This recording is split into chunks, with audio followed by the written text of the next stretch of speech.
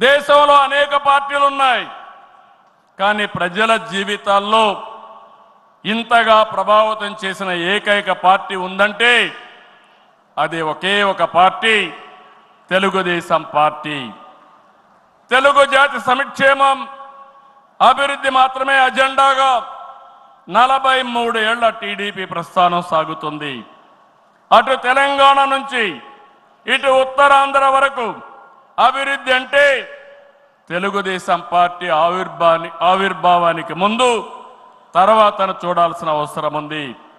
ఇది చరిత్ర చెప్పిన వాస్తవం.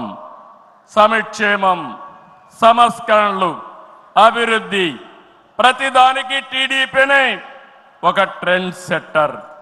టీడీపీ పాలనే ఒక బ్రాండ్ అంబాసిడర్.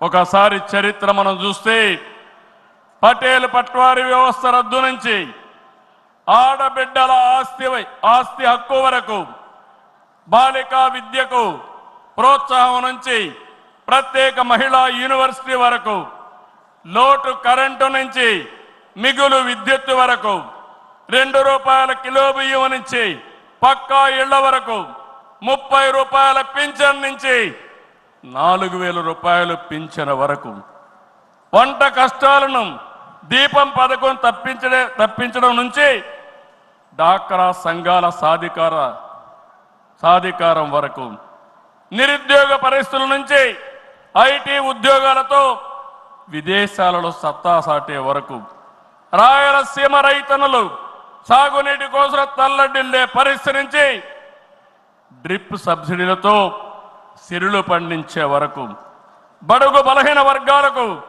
అధికారం చూపిన తొలి పార్టీ తెలుగుదేశం పార్టీ.